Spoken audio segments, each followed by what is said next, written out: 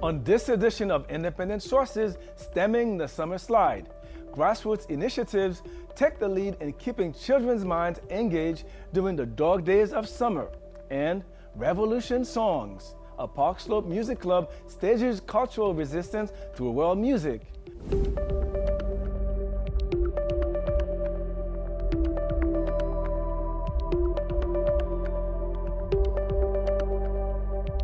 Independent Sources, your window to the city's ethnic and immigrant communities. Here's your host, Garry Pierre-Pierre.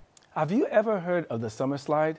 No, it's not a dance or something you find at a water park. The summer slide is what happens when kids lose whatever academic gains they made during the school year because their minds are not engaged over the summer. The phenomenon is even worse in low-income areas that don't have access to reading materials. I spoke with two men who are leading efforts to address the summer slide. Kareem Abulnega, CEO of Practice Makes Perfect, a nonprofit organization that partners with communities to create summer enrichment programs, and Andrew Waters, the director of Real Kids That Dream, a program that uses the power of teams to inspire youth to recognize their potential. It's all part of our ongoing series, Literacy NYC. Kareem and Andrew, welcome to the show. Before we start our conversation, let's look at a TED Talk you gave, Kareem, recently. Research tells us that 2/3 of the achievement gap, which is the disparity in educational attainment between rich kids and poor kids, or black kids and white kids, could be directly attributed to the summer learning loss. In low-income neighborhoods, kids forget almost 3 months of what they learned during the school year over the summer. They return to school in the fall, and their teachers spend another 2 months reteaching them old material. That's 5 months. The school year in the United States is only 10 months. If kids lose 5 months of learning every single year, that's half of their education. Half. If kids were in school over the summer, then they couldn't regress. But traditional summer school is poorly designed. For kids, it feels like punishment, and for teachers, it feels like babysitting. But how can we expect principals to execute an effective summer program when the school year ends the last week of June, and then summer school starts just 1 week later? There just isn't enough time to find the right people, sort out the logistics, and design an engaging curriculum that excites kids and teachers. So there's a lot to unpack here, but I want to start with the point that you make about what summer school has become. It's either seen as punishment for the students and it's babysitting for the teachers. How do we improve the situation? I mean, honestly, I think it's a time-tested thing. I just wrote a piece recently on the 3 myths behind how summer school started. A lot of times people will tell you that we now only have these long summer breaks because of the agrarian calendar that we used to operate under. That's not true at all. In fact, we used to have breaks that were a lot shorter over the summer. I think the school year in urban neighborhoods used to be as long as 220 days, and in your rural neighborhoods it used to be as short as 140 days. And when the reformers came in the early 90s to try and systematically make everything standard, they met somewhere in the middle. And now we have a 180-day school year calendar. Because if you're a farmer, you know that you actually need to plant in the spring and harvest in the fall. And so in your rural neighborhoods, kids were going to school over the summer. So just a trade-off for the urban elites. Okay. And honestly, summer school's become a last-ditch effort. I was talking to Harold Levy, who was the former schools chancellor in New York City, who oversaw the nation's largest summer school program in 2001. The city spent $180 million to send a little bit over 300,000 kids to summer school. And they did it because all of the mayors across the U.S. wanted to end social promotion. Social promotion is this idea of passing a kid to the next grade level regardless of whether or not because of age. Yeah. Exactly. And so we saw the mayor saying, well, we can't pass a kid if they're not on grade level. It's only going to do them harm the next year. It's going to slow the class down. And so the chancellor said, well, we can't hold 70% of our school system back. And so what they did instead was create summer school. And they said it would be a safety net. If kids showed up, right, who didn't do well during the school year, we'd pass them. Because you're not going to get their test scores back in time in order to make an informed decision about whether or not they've gotten better. And I think the original intent was to actually help kids along. Okay. Kids didn't take it seriously, didn't show up, 60% attendance rate, and ultimately you got the joke that we have now for summer school. Yeah. Okay. And I'd say in addition to that, there have been some changes made this year heading into summer 2017 around the length of the summer school day for our kids. And so in previous years it was 8:30 to 12:30, and this year it's going to be extended onto 2:30. And so if you consider the lens of a child, and you consider the children who are being mandated to come to summer school, oftentimes they may have had issues with engagement during the school year. You know, it's not guaranteed that these kids are going to be engaged in 2 months of intensive, long day summer school, only focusing on ELA and math. And so, you know, to add to that, these buildings are often not equipped with functioning air conditioners. And so it's a real challenge, and I think that what we do is try to rethink from the lens of a child, you know, what could work during the summer. Karim, tell us about, speaking of what you guys do, please tell us about what you do. Yeah, so from the very beginning, we've thought about branding. So our branding is modeled off of like Nike and Jordan and Gucci and Prada. So look at that piece from the very beginning. Like we know what resonated with us as kids, and that's the lens we thought about it from. I started this organization when I was 18, and I was like, what would make me want to come?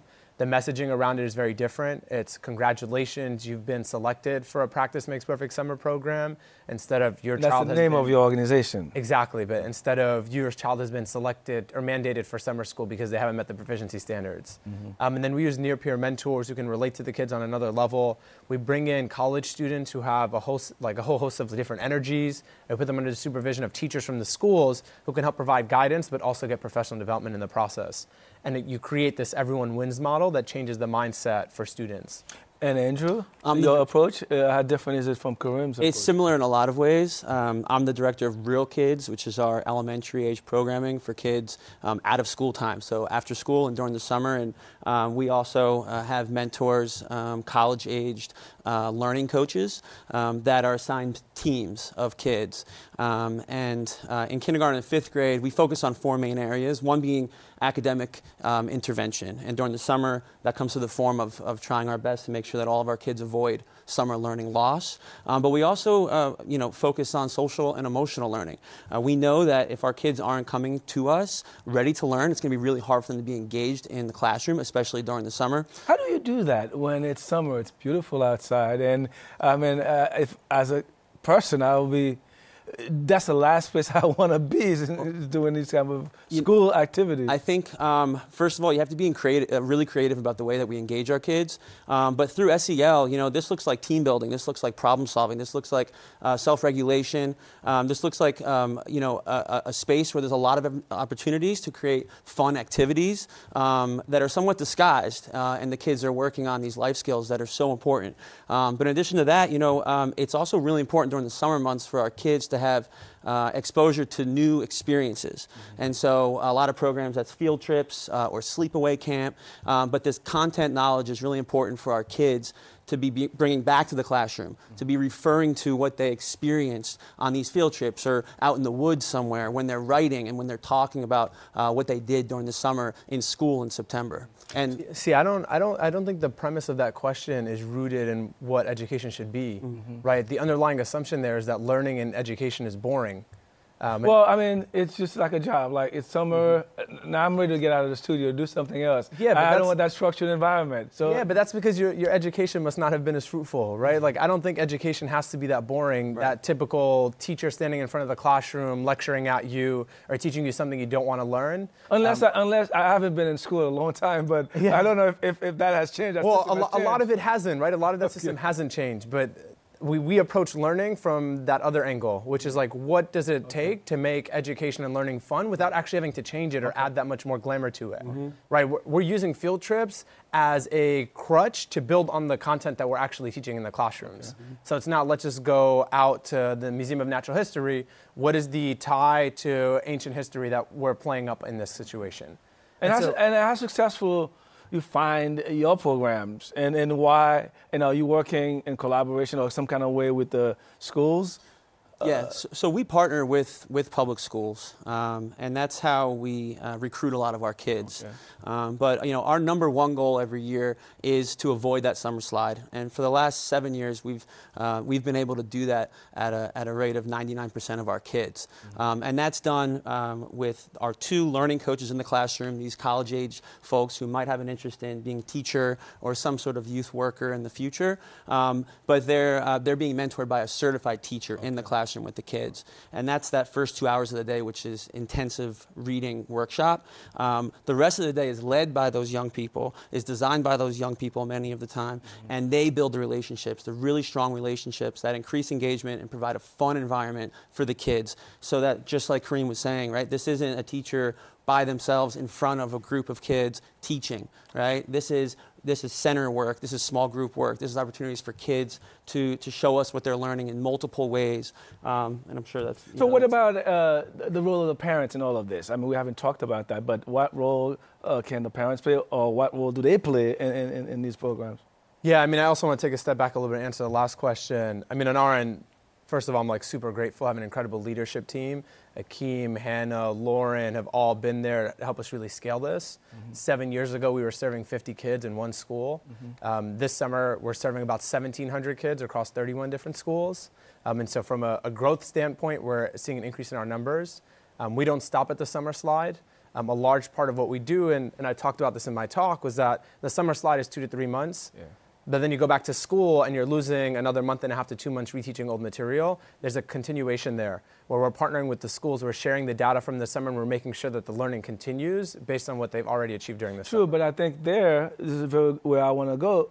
What role should the parents play in this gap?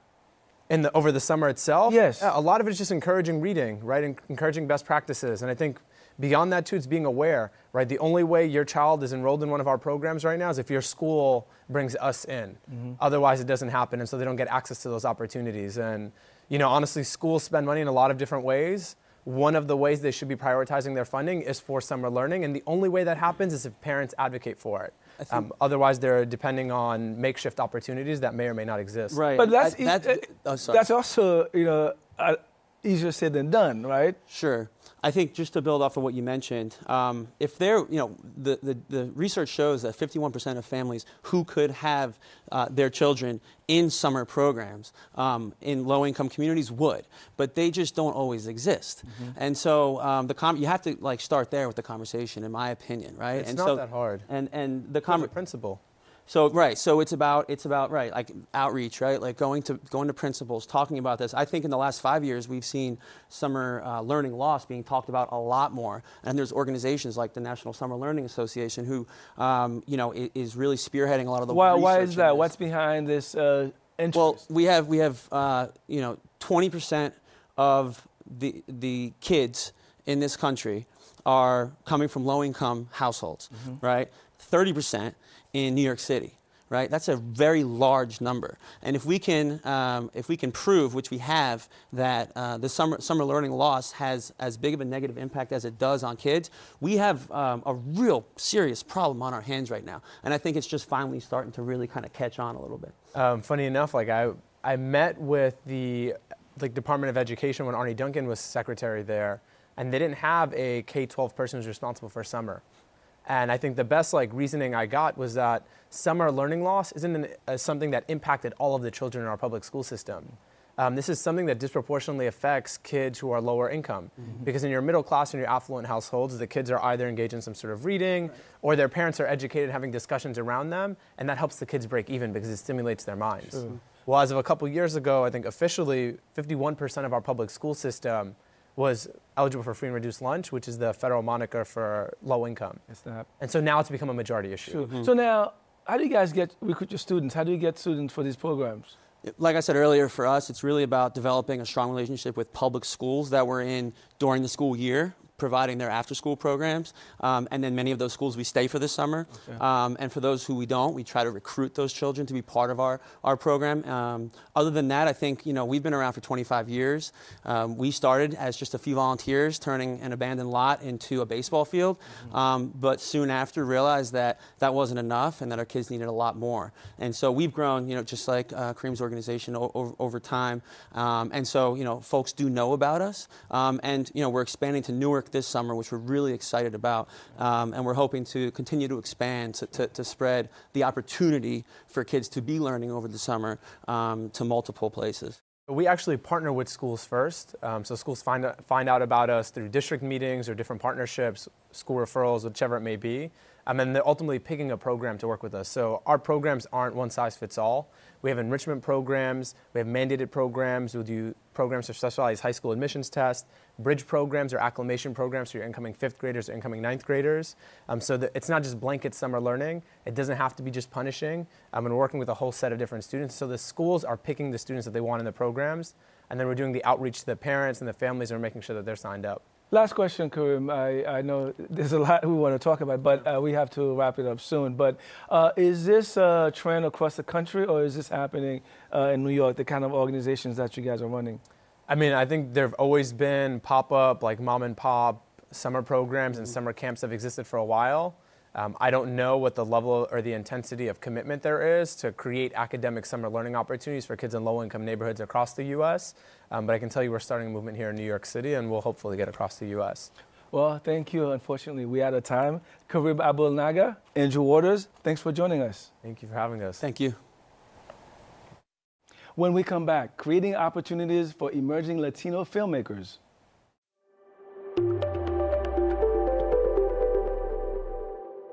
The Latino film market is the latest initiative geared towards giving exposure to young filmmakers. The 5-day event is expected to gather participants from the tri-state area in Latin America. Zyphus Lebrun learned more about the film market in his interview with the program's founder, Arlene Martinez. So let's start to talk a little bit about this Latino film market. The Latino film market. Could you explain exactly what is that? Basically, we're going to focus on educating the upcoming filmmakers towards distribution. Usually a film market is the distributors will come and buy the movies. But in our case, we just want to help the up-and-coming filmmaker to self-distribute their own content. I see, I see. So what kind of films are you looking at? You're saying up-and-coming. So are you looking at short films, or are you looking at like films that are existing online? What kind of films are you looking at? We have a lot. We got around 85 submissions. We're gonna be screening 46. Yes. So, and we're very happy, and it's from 12 different countries, Wow. and also the U.S. So, Okay. yeah, we have documentaries, we have feature films, short films. We also have media content, so we have a little bit of everything. And when will the film market be staged? Thanks to La Casa Cultural Puertorriqueña and Manhattan Neighborhood, it's gonna be running for July 26th through July 30. Okay. Yeah. And these are going to be at the locations that you just mentioned? Yes. 26 and 27 is going to be in Manhattan Neighborhood Network.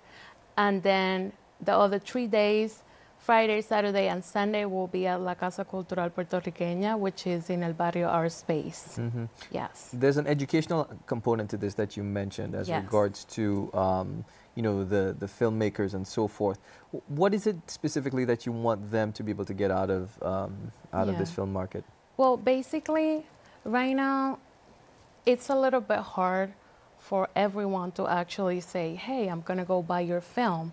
So what I want to understand the up-and-coming filmmaker is when you do a project from pre-production, production, and post-production, you should at least have a 15% for submitting to festivals.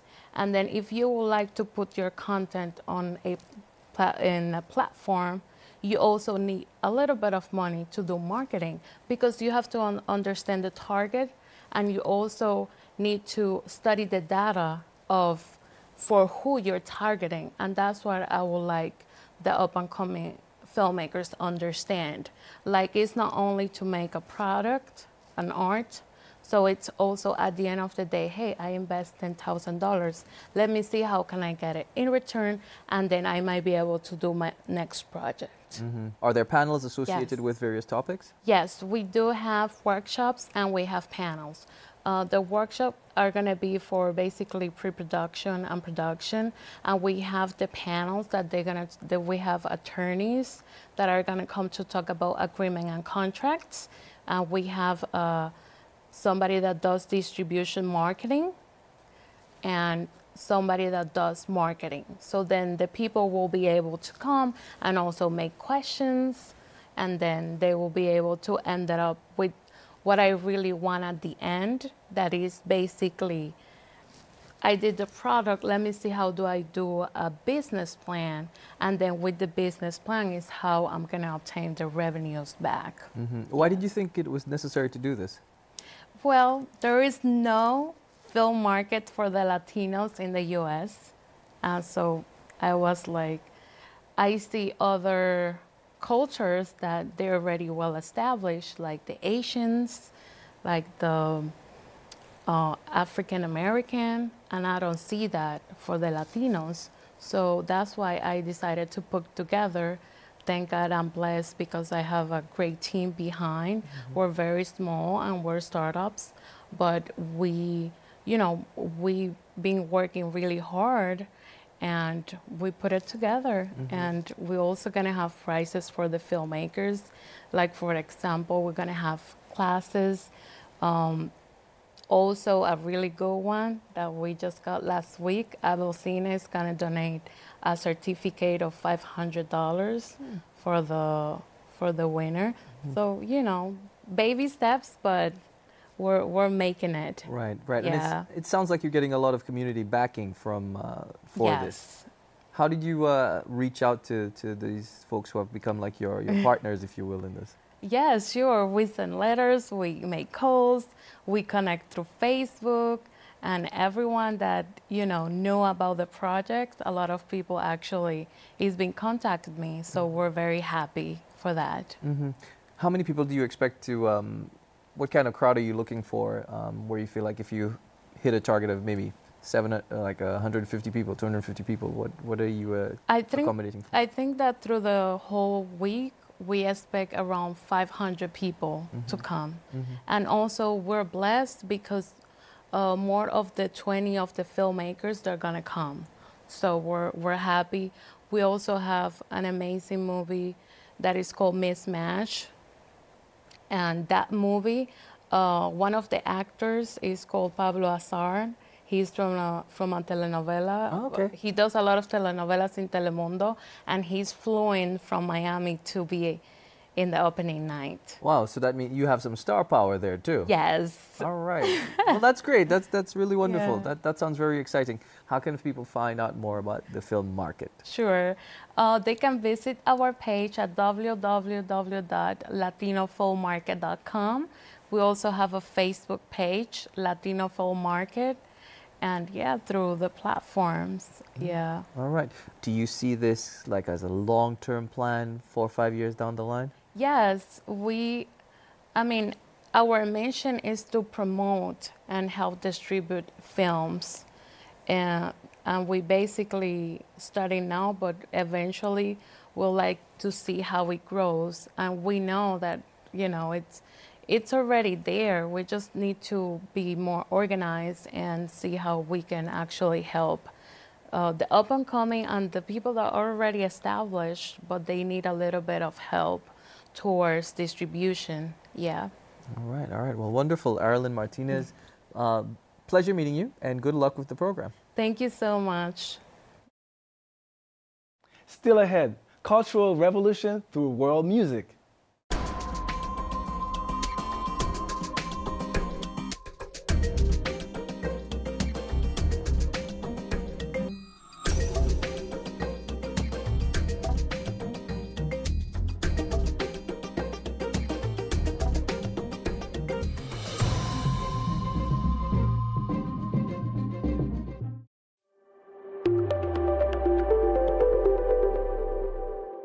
Finally, from us.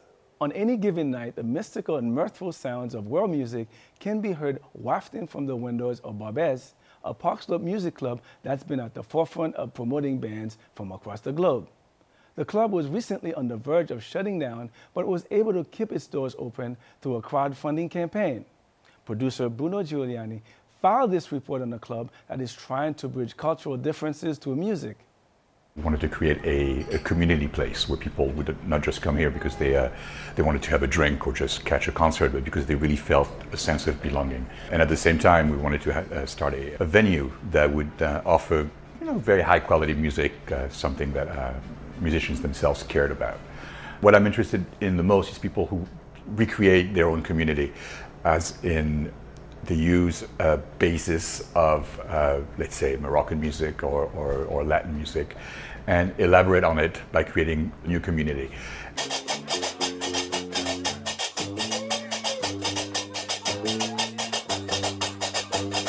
Gnawa music, basically, it's spiritual music from West Africa, West Sahara. And it came to Morocco like through the slave trade, from West Africa to, to North Africa in Morocco. New York City, the audience always like, oh my God, what is that music? What the instrument? Like they just love it. You just say, oh, we want to learn, we want to, because it's a bass, and it touches the heart, like as soon as you hear the note, like you just feel it, you cannot resist. You're just gonna, oh yeah, I love this music. And people like, most of them, they don't understand the language, but they understand the music language.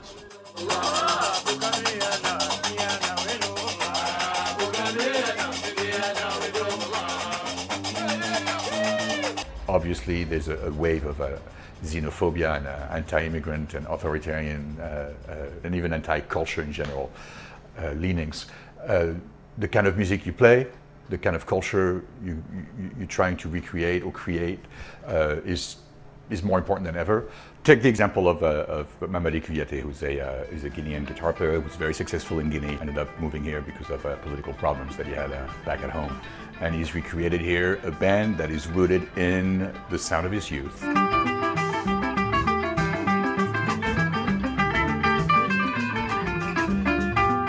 La musique du Caraïbe, la musique latino, la musique funk d'ici vient de l'Ouest Afrique. C'est des rythmes de clair de lune de chez nous qui sont là.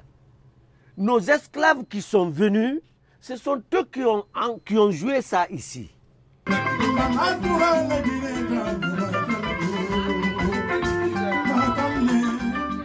Tout le monde entier, partout où je suis passé, tous ceux qui m'ont connu, de mon village jusqu'ici, jusqu'aux États-Unis, les 5 continents, savent que Mamadi Kouyaté joue tous les mercredis à Barbès. Les ambassadeurs du Mandingue, cela veut dire que la voix du Mandingue, je veux le faire entendre aux États-Unis. Même un chef d'État, si tu n'es pas bien, c'est les griots qui viendront te dire que ton peuple ne t'aime plus. Donald Trump n'est pas le premier président des États-Unis et il ne sera pas le dernier. 4 ans, c'est comme 4 mois, c'est comme 4 jours. I think being creative in a non-traditional way is its own form of resistance. I mean, cultural resistance is very, very important. You have to fight a culture of intolerance with your own set of rules that are more inclusive, more creative, more introspective, and more far-reaching at the same time.